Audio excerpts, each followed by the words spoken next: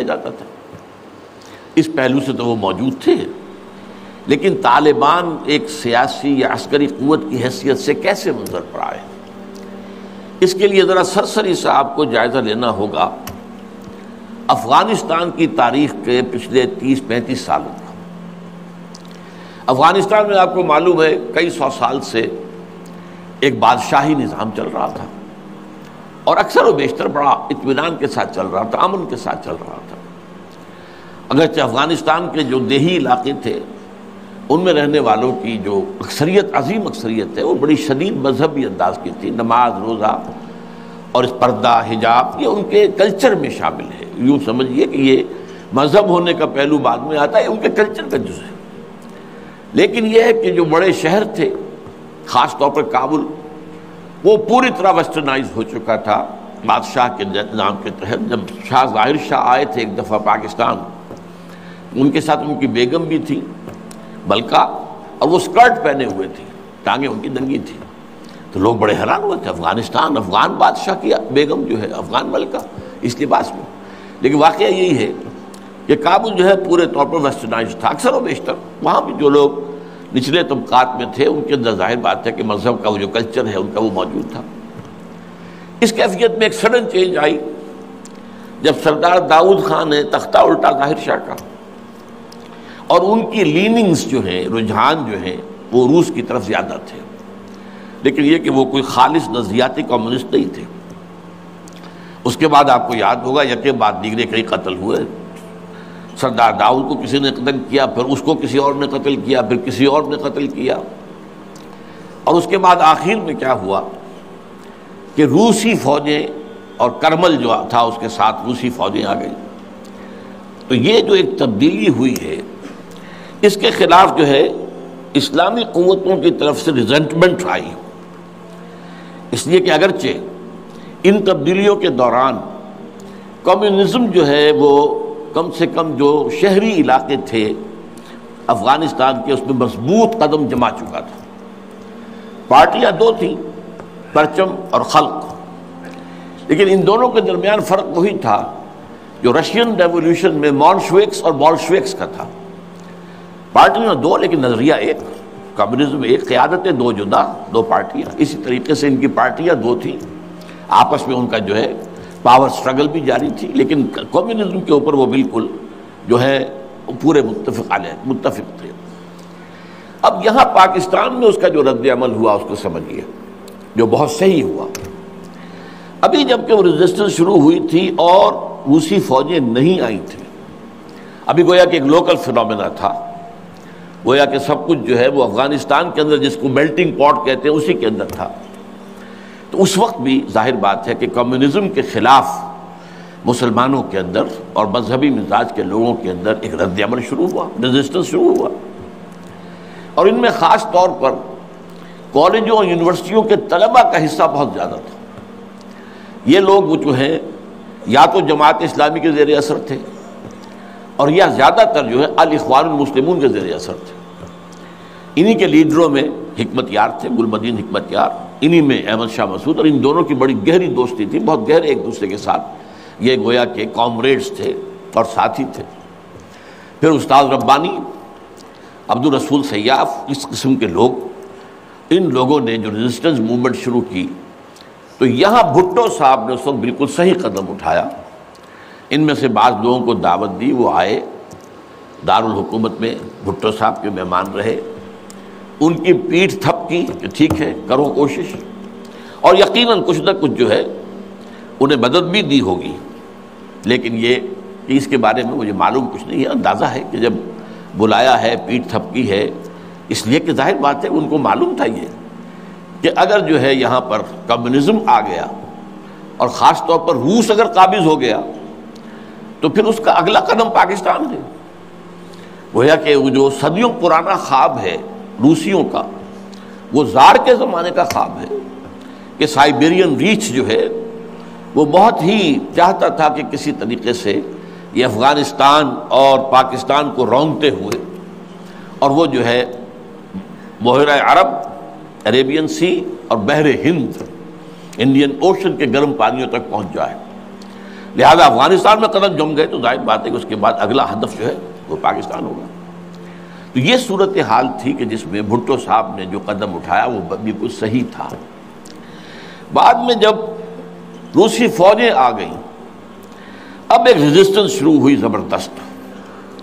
ان میں سب سے پہلی ریزسٹنس جو ہے وہ در حقیقت جو جہاد شروع ہوا ہے وہ جہاد فی سبیل الحریت تھا۔ اس کی بنیاد مذہبی نہیں تھی بلکہ آزادی، اس لیے کہ افغان قوم جو ہے وہ غلام رہنے کی عادی نہیں ہے، اس کے لیے ذہناً تیار نہیں، جذباتی طور پر تیار نہیں، یہ پوری تاریخ کی حقیقت ہے یہ۔ چنانچہ اسی زمانے میں جب روس کے خلاف جنگ جاری تھی اور جہاد ہو رہا تھا افغانستان میں، تو مارگریٹ تھیچر ایک دفعہ آئی تھی پاکستان کے دورے پر، اور وہ طورخم پر جا کر انہوں نے خطاب کیا تھا کچھ لوگوں سے، جس میں بڑے تاریخی جملے مجھے آج تک یاد ہیں۔ We learnt our lesson and the Russians will also soon learn their lesson۔ Afghanistan کے بارے میں ہم نے سبق سیکھ لیا تھا، ہم نے بار بار فوج کشی کی اور فتح کیا، لیکن اپنا قبضہ برقرار نہیں رکھ سکے۔ اسی طریقے سے بالفرض اگر روس نے قبضہ کر بھی لیا تو وہ یہاں رہ نہیں سکے گا۔ یہ سبق جو ہے ہم نے تو سیکھ لیا ہے، روسی بھی سیکھ لیں گے۔ بہرحال اس وقت جو صورتحال پیدا ہوئی اس میں ایک فیکٹر جو نیا آیا اس کو ذہن میں رکھیے۔ اس وقت پورے عالم اسلام میں احیاء اسلام اور نفاذ شریعت کا ایک جذبہ پروان چڑھ رہا تھا۔ یہ جذبہ شروع ہوا ہے کب؟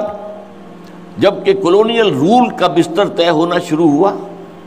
یہ یورپین جو پاورز تھی انہوں نے اپنا بستر رول کرنا شروع کیا، تو جیسے جیسے مسلمان ممالک آزاد ہوئے ان کو یاد آیا، جیسے آدمی کو نیند سے اٹھے تو یاد آیا کہ میں نے کوئی خواب دیکھا تھا، یاد آیا کہ ہمارا بھی تو ایک نظام ہوتا تھا نا، یا انگریزوں کے آنے سے پہلے، یا ولندیزیوں کے آنے سے پہلے، یا فرانسیسیوں کے آنے سے پہلے، یا اطالویوں کے آنے سے پہلے، یا اسپینیئرز کے آنے سے پہلے، یہ آخر ہمارا ایک نظام تھا، تو اب ہم اس نظام کو دوبارہ قائم کریں۔ یہ ایک جذبہ تھا، اگرچہ مبہم تھا، واضح نہیں تھا، اور یہ کہ آج کے دور میں اسلامی نظام کیا ہوگا، کیسے ہوگا، اس کے کوئی واضح تصورات نہیں تھے، لیکن جذبہ موجود تھا۔ اسی کو علامہ اقبال نے جو ہے ابلیس کی زبان سے کہلوایا ہے، وہ ابلیس کی مجلس شورا میں، کہ ہے اگر کوئی خطر مجھ کو تو اس امت سے ہے، نہ مجھے جمہوریت سے کوئی اندیشہ ہے، ہم نے خود شاہی کو پہنایا ہے جمہوری لباس، یہ تو ہم نے خود ہی اس کو ایک لباس اڑا دیا ہے شاہی کو، اور اسے جمہوریت کا رنگ دے دیا ہے۔ وہ انڈیویجول ساورنٹی کی بجائے ایک پاپولر ساورنٹی، کلیکٹیو ساورنٹی، وہ شرک جو کا تو ہے، کفر جو کا تو ہے، اور نہ مجھے اشتراکیت سے کوئی اندیشہ ہے۔ کب ڈرا سکتے ہیں مجھ کو اشتراکی کوچہ گرد؟ ہاں ہے اگر کوئی خطر مجھ کو تو اس امت سے ہے جس کی خاکستر میں ہے اب تک شرار آرزو۔ یہ جو جذبہ تھا اور یہ جو تڑپ تھی، یہ اگرچہ پورے عالم اسلام میں تھی، لیکن کہیں بھی اس کی کوئی کامیابی کی صورت نظر نہیں آ رہی تھی، جذبہ موجود تھا۔ اس وقت ایسا ہوا کہ جہاد افغانستان کو ایک تو اس جذبے نے سپورٹ کیا، اور یہ جذبہ کھنچ کر آیا کہ شاید ہاں افغانستان کے اندر اب یہ کام عملاً ہو جائے گا۔ اس لیے پوری دنیا سے لوگ آئے، والنٹیئرز آئے، انہوں نے جانیں دی، انہوں نے وہاں پر محنتیں کی، اپنے کوئی انڈونیشیا سے چلا آ رہا ہے، کوئی برما سے چلا آ رہا ہے، کوئی فلسطین سے چلا آ رہا ہے، کوئی فلپائن سے چلا آ رہا ہے، کوئی تھائی لینڈ سے چلا آ رہا ہے، کوئی سعودی عرب سے چلا آ رہا ہے، کوئی مصر سے چلا آ رہا ہے، کوئی لیبیا سے چلا آ رہا ہے، کوئی چچنیا سے چلا آ رہا ہے، یہ سارے لوگ آئے وہاں، اس لیے کہ جذبہ یہ کہا گیا کہ یہ جہاد فی سبیل اللہ ہے۔ میں واضح کر چکا ہوں کہ میرے نزدیک وہ جہاد فی سبیل اللہ نہیں تھا۔ جہاد فی سبیل اللہ کی جو شرائط ہیں وہ یہ ہے کہ پہلے دعوت اور اس میں اتمام حجت، پھر جو دعوت کو قبول کرے انہیں منظم کرنا، ڈسپلن آرگنائزیشن میں لانا، ایک امیر کے تابع ہو کر اس سے بیعت کر کے، اور پھر یہ کہ ان کی تربیت، ان کا تزکیہ یہ ہو کہ دل میں سوائے اللہ کی رضا کے کوئی اور جذبہ باقی نہ رہ جائے۔ یہ مال و دولت دنیا یہ نہیں، کچھ نہیں، نہ حکومت نہ سیادت، صرف اللہ کا، اللہ کی رضا، اور یہ کہ جذبہ اتنا ابھر آئے کہ تن من دھن حتیٰ کہ جان دینے کے لیے تیار ہو جائے۔ یہ ساری شرائط ہیں جہاد فی سبیل اللہ کی۔ ظاہر بات ہے کہ وہاں پر تو جو ایک دم حملہ ہو گیا اور روسی فوجی آ گئے تو نہ ان کاموں کا موقع تھا نہ اس کے لیے وقت تھا، وہ لوگ کھڑے ہو گئے۔ یہ جہاد فی سبیل الحریت تھا، آزادی کا جہاد، اور مسلمان جب آزادی کا جہاد کرتا ہے تو وہ بھی جہاد فی سبیل اللہ ہی کی ایک قسم ہے، جائز جہاد ہے، اس میں جان دینا بھی شہادت ہے۔ اگرچہ وہ جو ایک مثبت جہاد فی سبیل اللہ وہ تو ہمیں سیرت صحابہ اور سیرت النبی صلی اللہ علیہ وسلم میں اس کا پورا نقشہ ملتا ہے۔ بہرحال ایک تو یہ کہ وہ کشش ان کو کھینچ کر لائی، دوسری طرف امریکہ نے وہ یہ چاہتا تھا کہ اسے نظر آ گیا کہ روس سے ایک تو جو بڑا پرانا اکاؤنٹ ہے، یعنی یہ کہ جو ویتنام میں روسیوں کے ہاتھوں شکست کھائی تھی امریکہ نے اور بھاگا تھا وہاں سے، تو گویا کہ اس کا بدلہ لینے کا یہ سنہرا وقت آ گیا ہے، اس سے بھرپور فائدہ اٹھایا جائے۔ اور یہ کہ اگر ہو سکے تو شاید اس حد تک بھی ان کے خیال میں ہو کہ یو ایس ایس آر کو ختم کر دیا جائے۔ میرے خیال میں ایسا نہیں تھا، وہ یہ نہیں سمجھتے تھے کہ یو ایس ایس آر ختم ہو جائے گا، لیکن یہ کہ بہت کمزور ہو جائے گا اور یہ کہ اس کی بلیڈنگ ہو جائے گی۔ اس کے لیے اس نے اس جہاد کا غلغلہ دوسروں سے بڑھ کر، مسلمانوں سے بڑھ کر جو ہے دنیا میں بلند کیا، اور ان جہادی لیڈروں کا کردار بنایا پوری دنیا میں، ان کی شخصیت کی امیجز بنائی ہیں۔ احمد شاہ مسعود کو دی لائن آف پنشیر، پوری دنیا کے اندر اس کے بارے میں جو ہے وہ دھاک بٹھائی گئی تاکہ یہ لوگ زیادہ سے زیادہ لوگ آ جائیں، والنٹیئر مل جائیں۔ ہمارا آدمی تو کوئی نہیں مرے گا، ہم تو پیسے دیں گے اور ہتھیار دیں گے، مریں گے یہ مسلمان مریں گے، چاہے وہ افغان ہیں چاہے باہر سے آنے والے ہیں۔ تو وہ جو غلغلہ جہاد کا تھا، اور اس میں گویا کہ ایک طرح سے امریکہ کے اس ایجنڈے کو نہ جانتے ہوئے نہ سمجھتے ہوئے گویا کہ لا علمی میں جو تقویت پہنچائی وہ ایسے لیڈروں نے جن میں بن لادن بھی ہیں، وہ جہاد کے لیے لوگوں کو کھینچ کر عالم مبارک سے لے کر آئے۔ ان میں عبداللہ ابن عزام بھی تھے شہید رحمۃ اللہ علیہ، انہی میں عمر عبد الرحمن ہے جس وقت امریکہ کی جیل میں پڑے ہوئے۔ یہ سب لوگ کیا تھے؟ جہاد کے نام پر دنیا سے لوگوں کو لے کر آ رہے تھے، اور اس میں گویا کہ نہ جانتے ہوئے ان نوئنگلی وہ امریکہ کے اعلی کار بن گئے تھے۔ بہرحال اس میں نتیجہ جو نکلا، مجاہدین جب مجاہدین کو فتح ہو گئی، ظاہر بات ہے اس میں دونوں فیکٹرز ان میں رکھیے، صرف مجاہدین کی سرفروشی اور جاں فشانی نہیں، امریکہ کے ہتھیار نے یقیناً اس میں ایک بڑا ڈیسائسو رول پلے کیا، خصوصاً تازہ ترین ہتھیار اسٹنگر میزائل جسے دنیا جانتی نہیں تھی وہ دے دیا۔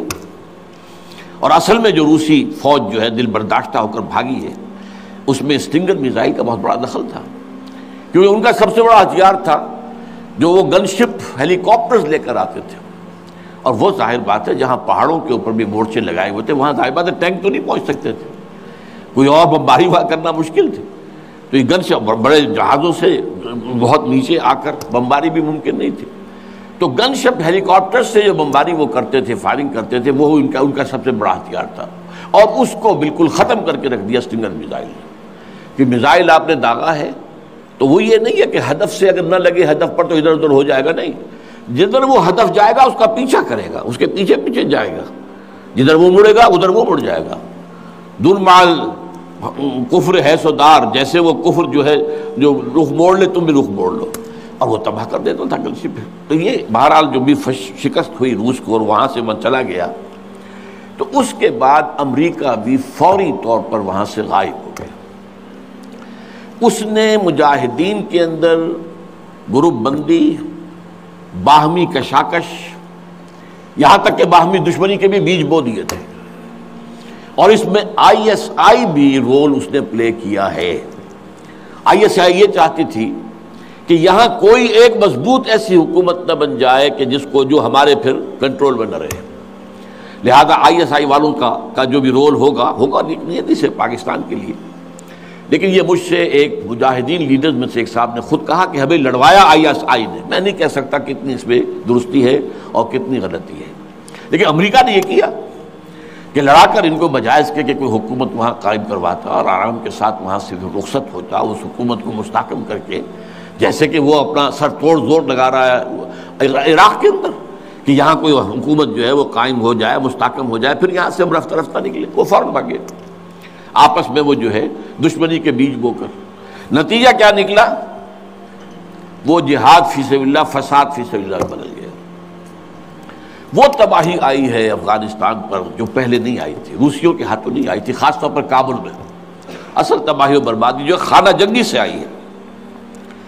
اور اس کا ایک اور نتیجہ یہ نکلا کہ مختلف علاقوں میں وار لارڈز نے اپنی چھوٹی چھوٹی حکومتیں ریاستیں قائم کر لی. وار لارڈز، ہتھیار ان کے پاس ہیں، اور وہ ہتھیار جو ہیں اس جنگ کے اندر امریکہ کے دیے ہوئے ان کے پاس بہت کافی جو ہے ابھی موجود تھے، ان کا اسلحہ خانہ تھا.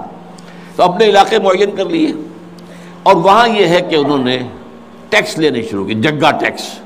جو بھی گاڑی گزرے، بس گزرے، کوئی منی بس گزرے، کوئی ٹیکسی گزرے، ٹیکس دو. یہاں سے نکل کر اگلے میں گئے تو وہاں پھر ٹیکس دو.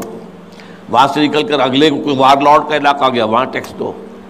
اور نہ صرف یہ کہ ٹیکس، بلکہ وہ یہ بھی کہا جاتا ہے کہ وہ خوبصورت عورتوں کو بھی اتار لیتے تھے اور خوبصورت لڑکوں کو بھی اتار لیتے تھے. یہ جو صورتحال تھی، اس سے افغان لوگوں کا کہ ناک میں دم آ گیا، سخت پریشان ہو گئے. اچھا، یہ جو میں نے کہا ہے کہ یہ امریکہ نے جو مجاہدین کی قیادت تھی اسے آپس میں لڑا کر پھر یہاں سے بھاگ جانے کے اندر آفیل سمجھی. اس کی وجہ یہ تھی، امریکہ کو اندیشہ تھا کہ یہ لوگ پڑھے لکھے، جدید تعلیم یافتہ ہیں، یہ انجینئرز ہیں، گلبدین حکمت یار، احمد شاہ مسعود، استاد ربانی بڑے عالم ہیں، فاضل ہیں، عبد الرسول سیاب الازہر کے پڑھے ہوئے تھے. اسی طریقے سے صبغت اللہ جو ہیں وہ بھی بڑے عالم آدمی تھے اور پڑھے لکھے آدمی تھے، جدید تعلیم یافتہ بھی اور قدیم تعلیم یافتہ بھی. تو اس اعتبار سے انہیں اندیشہ تھا ان لوگوں کی حکومت بن گئی اگر تو یہ ایک ماڈرن اسلامک اسٹیٹ بنا دیں گے، اور یہ وہ شے ہے جو ہمارے لیے سب سے زیادہ خطرناک، سب سے زیادہ ناپسندیدہ معاملہ ہوگا.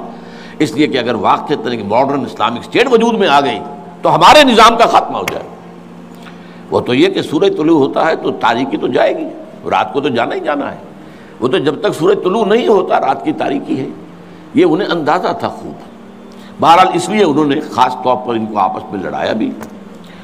اس کے بعد یہ ہے کہ جب افغانستان کے لوگوں کے ناک میں دم آ گیا تو اب یہ ایک مرد مجاہد ملا عمر کھڑا ہوا. وہ کوئی بڑا عالم دین نہیں، بلکہ پوری طرح جو ہے وہ تعلیم یافتہ بھی نہیں ہے عربی مدارس وغیرہ سے، اور ان کے ساتھ عربی مدارس کے طلباء طالبان وہ کچھ کھڑے ہو گئے، کمر کس لی کہ اب یہاں کسی طرح امن قائم کیا جائے. یہ پکار ایسی تھی کہ جو گویا کہ افغانوں کے دل کی پکار تھی. تنگ آئے ہوئے تھے ان وار لارڈ سے اور ان کے مظالم سے اور ان کے استحصال سے، لہذا وہ جہاں گئے ان کا استقبال ہوا. بہت سے لوگوں نے اپنے ہتھیار ان کے حوالے کر دیے، یہاں تک کہ گلبدین حکمت یار جو بالکل کابل کے پاس پڑا ہوا تھا اپنی فوجیں لے کر، اور گویا کہ وہ کسی فائنل اسالٹ کی تیاری میں تھا، جب یہ آئے ہیں تو اس نے راستہ دے دیا اور خود پیچھے ہٹ گیا. اس طریقے سے یوں سمجھیے کہ در حقیقت افغانستان میں ان طالبان کی حکومت جو ہے یہ گاڈ گیون ہے. وہ جو ایک شعر ہے کہ خود بخود تیار ہے پکے ہوئے پھل کی طرح، دیکھیے گرتا ہے آخر کس کی جھولی میں فرنگ. تو یہ حالات نے اس درجے صورت اختیار کر لی تھی کہ یہ طالبان کو کوئی ریزسٹنس نہیں ملی اور ان کی جو ہے ایک حکومت قائم ہو گئی. بلکہ یہ گویا کہ اللہ تعالیٰ کی جو ہے حکمت کا ایک ظہور ہوا ہے. اس میں امریکہ نے اور امریکہ کے کہنے پر پاکستان نے، سعودی عرب نے، امارات نے طالبان کو سپورٹ کیا. بے نظیر کی حکومت تھی، کہاں بے نظیر جیسے سیکولر ذہن کی اور آزاد خیال قسم کی عورت، کہاں طالبان مولوی ملاٹے ان کے خیال کے مطابق. سعودی عرب نے امریکہ کے حکم سے مدد دی، امارات نے مدد دی، پاکستان نے تسلیم کر لیا، سعودی عرب نے تسلیم کر لیا اور امارات نے تسلیم کر لیا. ان کی جو ہے ایمبیسڈرز وہ آ کر یہاں بیٹھ گئے. اس کی وجہ کیا ہے؟ امریکہ سمجھتا تھا یہ ٹھیک نہیں، یہ ملا ملاٹے ہیں، انہیں کوئی دنیا کا تو علم ہے نہیں، یہ جانتے ہی نہیں، لہذا ان سے کھیلنا آسان ہے، انہیں ہم اپنی انگلیوں پر نچائیں گے، ان کو کٹ پتلی بنا لیں گے. اس پہلو سے انہوں نے کہا کہ یہ اچھا ہے، یہ لوگ اگر آ جائیں تو ٹھیک ہے. وہ خطرہ نہیں ہے کہ یہاں کوئی ایک ایسا اسلامی نظام سامنے آ جائے جو جدید دنیا کے تمام تصورات اور تقاضوں کو بھی پورا کرتا ہو اور کتاب و سنت کے تقاضوں کو بھی پورا کرتا ہو. اس کا کوئی اندیشہ نہیں ہے، لہذا انہیں مدد دی. لیکن ہوا کیا؟ دو کام ایسے ہوئے ہیں کہ ایک تو افغانستان کے 90% علاقے پر قبضہ جو ہوا تو امن، کلی امن. چوری ختم، ڈکیتی ختم، زنا بالجبر ختم، زنا ختم. تو اب آنکھیں کھل گئی امریکہ کی، یہ کیا ہو رہا ہے؟ اور ملا عمر کے ایک حکم پر پاپی کی کاشت زیرو. اب یہ ہے کہ کفر کے ایوانوں میں پوری دنیا میں خطرے کی گھنٹیاں بجیں. یہ معاملہ کیا ہے؟ نارضت عشق کہ خونی جگرے پیدا شد، حسن لرزید کہ صاحب نظرے پیدا شد. یہ تو ہم جس سے ڈر رہے تھے، جس کا ہمیں خوف تھا، جس کا ہمیں اندیشہ تھا، وہ تو حقیقت سامنے آ رہی ہے. ابھی تو پورا نظام کی کوئی بات نہیں ہے، ابھی تو انہوں نے چند سزائیں نافذ کی ہیں، اس سے زیادہ تو ابھی ان کا کانسرٹ بھی کوئی نظر نہیں آیا.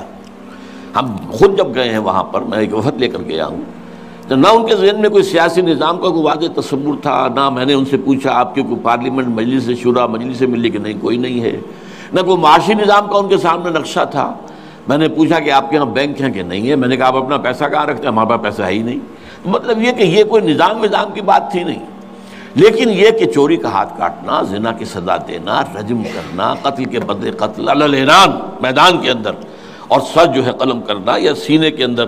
ایک صاحب نے جو کہ آئی وٹنس تھے، انہوں نے دیکھا تھا کہ ایک شخص نے ایک دوسرے شخص کو قتل کیا سینے میں خنجر بھونک کر.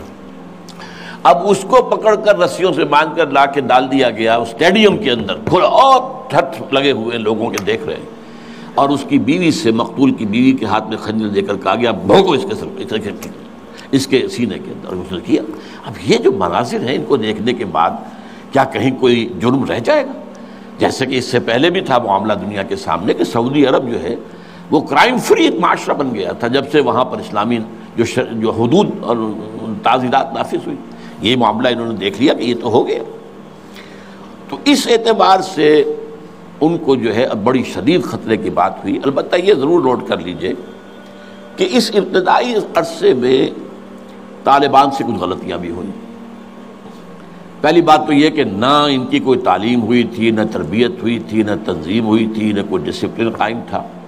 یہ تو موب تھا، لہذا ان سے بڑی بڑی غلطیاں ہوئیں. مثلاً مزار شریف میں ایران کے سفارت خانے پر حملہ کیا، سفارتکاروں کو قتل کر دیا.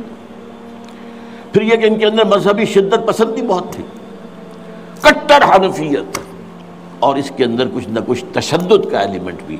ظاہر بات ہے ان عام لوگوں کے ان پڑھ لوگ، اب ان کے ذہن میں جو چیزیں تھیں، داڑھی جو ہے سنت موقدہ ہے، نہیں رکھتا اس کو سزا دو، اور حجام جو ہے اس کا سر قلم کر دو اگر وہ شیونگ کرتا ہے تو. اسی طریقے سے پردے کا شدت کے ساتھ نفاذ کیا گیا. عورتیں باہر کیوں نکلیں؟ اپنے گھروں میں رہو، یا یہ کہ پورا برقع لے کر نکلو. جو بھی آپ کے ہاں دنیا بھر میں شٹل کاک جس کو کہتے ہیں، وہ جو ایک خیمے کی شکل میں ہوتا ہے، تو وہ نہیں رہو. تو اس حوالے سے تشدد پسندی بھی ہوئی ہے، اور کچھ غلطیاں بھی ہوئی ہیں، کچھ زیادتیاں بھی ہوئی ہیں، اور کچھ انتہائی تنگ نظر مذہبیت بھی ہوا. یہ حقائق ہیں جو ہمیں ماننے پڑیں گے. اب جب پوری دنیا کے اندر یہ ایک خطرے کی گھنٹیاں بج گئیں عالم کفر کے اندر کہ نارضت عشق کہ خونی جگر پیدا شد، وہ تو آ گیا. خونی جگر رکھنے والا وہ تو سامنے آ گیا. وہ خطرہ جس سے ہم ڈر رہے تھے، کہاں پر رہے تھے. اس لیے کہ آپ کو معلوم ہے کہ جب USSR کا خاتمہ ہوا ہے اور اس کے بعد جو ہے نیٹو کو اثر نو آرگنائز کرنے کی باتیں شروع ہوئیں، توسیع کی شروع ہوئی، تو کسی سے نے پوچھا نیٹو چیف سے، گورنر ان چیف سے، کہ اب آپ کس کے لیے، آپ کا جو دشمن تھا جس کے لیے آپ نے سارے دھندے بنائے تھے، سیٹو بھی تھا، سینٹو بھی تھا، اور نیٹو بھی تھا، اور سب سے بڑا معاملہ نیٹو کا تھا، تو اب تو تمہارا وہ دشمن ختم ہو گیا، تمہارے سامنے تمہارے گھٹنوں تمہارے قدموں میں پڑا ہوا ہے، تم سے مدد کی بھیک مانگ رہا ہے، تو تمہیں کیا خوف ہے؟ تو انہوں نے کہا ہمیں اب اسلامک فنڈامنٹلزم کا خطرہ ہے. اس کے لیے گویا کہ they started to gird up their loins، اپنی جو ہے کمر کسنے کے لیے انہوں نے پروگرام بنا لیا. اور اس کے لیے نوٹ کیجئے 9/11 کا حادثہ فاجعہ خود کروایا. یہ ثابت شدہ حقیقت ہے اس وقت. اس میں طالبان کا تو خیر 0% بھی کوئی امکان نہیں، اس میں القاعدہ کا بھی کوئی حصہ نہیں.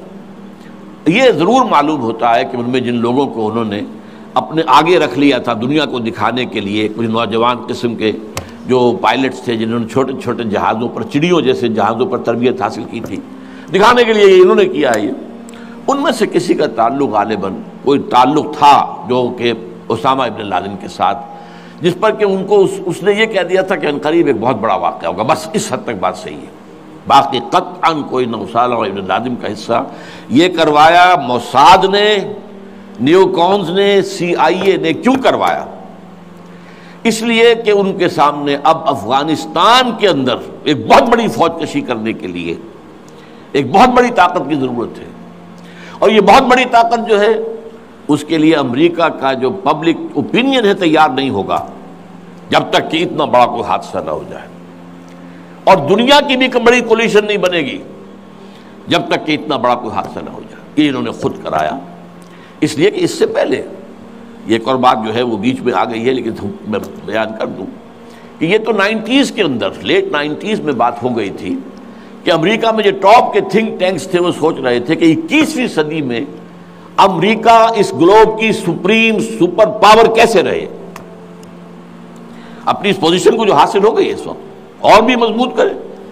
ابھی رشیا اور چائنا تو اس کے دائرہ اقتدار سے باہر ہے، ابھی بھارت بھی تقریباً باہر ہے، لیکن آگے بڑھا کر گلوبل پوری طرح، اور کیسے ہو یہ کہ اسے برقرار کیسے رکھے. تو اس پر ان کے تھنک ٹینکس تھے، اور اسی پر ان کا ایک مقالہ شائع ہوا تھا، امریکہ نیڈز اے پرل ہاربر. امریکہ کو ایک پرل ہاربر جیسے واقعے کی ضرورت ہے. اب یہ تاریخی بات سمجھ لیجئے، امریکہ دوسری عالمگیر جنگ تک، سیکنڈ ورلڈ وار تک انٹرنیشنل معاملات میں کبھی آیا ہی نہیں تھا. وہ تو بڑے آرام سے تھا، دو اوشنز کے درمیان، ادھر اٹلانٹک ہے ادھر پیسیفک ہے. ظاہر بات ہے کہ ان قریب کوئی دشمن ہے ہی نہیں، لہذا اسے تو اپنا معیار زندگی بہتر بناؤ، اپنے حالات بہتر بناؤ، اپنے انوائرمنٹس بہتر بناؤ، اپنا یہ کرو اپنا وہ کرو بس. سیکنڈ ورلڈ وار میں بڑی شدید ضرورت پیدا ہوئی الائز کو، جب جرمنی اور جاپان جو ہے ان کا بھرکس نکال رہے تھے کہ کسی طرح امریکہ کو آمادہ کیا جائے. چرچل بھی گیا، اس نے بھی خوش آمدید کی، یہ بھی کہا جان لو اگر ہم ختم ہو گئے تو نیکسٹ باری تمہاری ہوگی، پھر یہ نازی جو ہے تمہیں چھوڑیں گے نہیں. پھر بھی وہاں کی پبلک اوپینین جو ہے موبلائز ہونے کو تیار نہیں تھی. اب اس کے اوپر ایک کام یہ ہو گیا، جاپانیوں نے بہت بڑا بلنڈر کیا. پرل ہاربر پر ایک بہت دور دراز کی وہ بندرگاہ تھی جہاں امریکہ کا ایک بہت بڑا جو نیوی کا بیس تھا، اچانک اس پر حملہ کیا. بے شمار ان کے جہاز جو ہے غرق کر دیے، بے شمار لوگ مارے گئے، اور بے شمار لوگ جو ہیں وہ زخمی ہوئے یا یہ کہ محصور ہوئے. اس پر غصہ چڑھا ہے امریکہ کو، اور وہ سویا ہوا شیر جاگا ہے، اور اس پر پھر وہ سیکنڈ ورلڈ وار میں آیا میدان میں. اور ظاہر بات ہے کہ جرمنی کو شکست اسی نے دی ہے، اور یہ ہے کہ اسی کی فوجیں تھی کہ جو اتری ہیں نارمنڈی کے ساحل کے اوپر، اور اس کے بعد جو ہے پاسا پلٹا جنگ کا. تو اس اعتبار سے یہ خیال کیا گیا کہ کوئی نہ کوئی پرل ہاربر جیسا حادثہ اگر نہیں ہوگا تو امریکن پبلک اوپینین نہیں کھڑی ہوگی، نہ وہ خرچ جو ہے وہ اس کے لیے منظوری دینے کو تیار ہوں گے. آخر billions and billions and billions کا معاملہ ہوتا ہے، یہ کوئی ملینز کا تو نہیں ہوتا. لہذا اس کے لیے ظاہر بات ہے کہ وہ کانگریس اور سینیٹ اور یہ سب جو ہے یہ اگر اس کے لیے منظوری دیں تبھی تو ہوگا نا. تو امریکہ نیڈ سے پرل ہاربر، یہ بات ذہن میں رکھیے. اس لیے انہوں نے خود وہ پرل ہاربر امریکہ میں کرایا، اور اس میں پھر پوری دنیا میں دہشت گردی کا خطرہ اور دہشت کا خوف، اور سب سے بڑھ کر امریکہ میں جو سیکیورٹی میجرز لیے گئے ہیں امریکہ میں، ان کا آپ تصور نہیں کرتے. بلینز اور بلینز آف ڈالرز جو ایک شخص کی طرح سے لی جا رہی ہے. فون ٹیپ کرنے کی بھی اجازت دے دی گئی، جو امریکہ میں نہیں تھا. وہاں جو پرسنل آزادیاں تھیں، انفرادی آزادیاں، ان کا بڑا چرچا تھا، وہ تو ان کا بڑا چیمپئن تھا. لیکن یہ کہ سارا جو ہے ان کی پرائیویسی کا بھی بیڑا غرق، ان کا یہ سب کچھ، ان کے اوپر پابندیاں، اور جو کچھ بھی باہر سے آنے والے ہیں ان کا جس طریقے سے وہ اپنے ایئرپورٹس کے اوپر جو ہے تقریباً نیم برہنہ کر کے ان کی جو ہے تلاشی لینا، یہ سارا کچھ، اور اس پر جو انہوں نے اپنے پورا نظام بنایا انٹیلیجنس کا اور معلومات پہنچانے کا، اس کے اوپر ان کا بے شمار خرچ ہوا. بہرحال اس میں عیسائیوں کی صلیبی جنگ کا جذبہ بھی شامل کر دیا گیا. ایک امریکہ کی supreme soul, supreme power on earth ہونے کا مقصد. نمبر 2، صلیبی جنگ کا جذبہ سویا ہوا، اسے بھی جگایا. یہ بش نے بھی کہا تھا، لیکن بعد میں اس نے کہا غلطی ہو گئی، اس نے وہ لفظ واپس لیا تھا، کروسیڈ. لیکن یہ ہے کہ فلاڈلفیا، یہ جو امریکہ کا ایک اہم شہر ہے، وہاں سے ایک شائع ہوتا ہے ماہنامہ فلاڈیلفیا ٹرمپٹ، اس کے مدیر نے، یہ پروٹیسٹنٹس کا ہے، اور جو ایونجلسٹ کہلاتے ہیں وہاں پر، جو کہ خاص طور پر پرچارک ہیں انجیل کے، یہ ان کا رسالہ ہے۔ اور انہوں نے یہ لکھ دیا تھا، یہ میں نے اپنے 2 کتابچوں میں کور پر شائع کیا ہوا ہے، وہ بہت خوبصورت، کہ ڈوم آف دی راک جو ہے، جو گنبد سقرا ہے، تو اس کے اوپر جو ہے بڑا خوبصورت تصویر دے کر کہ many people think that crusades are a thing of the past, over forever, but they are mistaken۔ تو دنیا میں تیاری ہو رہی ہے لاسٹ کروسیڈ کی، یہ اس کے اپنے الفاظ ہیں، اور یہ پورا ایک مکتبہ فکر ہے، ایک پورا ان کا جو ہے بہت آبادی کے اندر بہت انفلوئنشل حصہ ہے۔ پروٹیسٹنٹ کے اندر خاص طور بیپٹسٹ کے اندر ایونجلسٹ، یہ نیو کونس یا بورن اگین کرسچنز، یہ اصطلاحات جو ہیں اگر آپ پڑھتے ہوں، یہ سب ایک طبقہ ہے جو اصل اعلی کار ہے یہودیوں کا۔ بہرحال تو اس نے صلیبی جنگ کا بھی جذبہ شامل کر دیا، جس کا نتیجہ کیا نکلا؟ تاریخ انسانی کی عظیم ترین کولیشن بنی، کبھی دنیا میں اتنی بڑی کولیشن نہیں بنی جتنی افغانستان کے خلاف بنی۔ امریکہ ہے، یورپ ہے، باقی ساری جو مغربی قوتیں ہیں، اور ادھر یہ ہے کہ رشیا کی بھی آشیرواد حاصل ہے، چائنا کی بھی آشیرواد حاصل ہے۔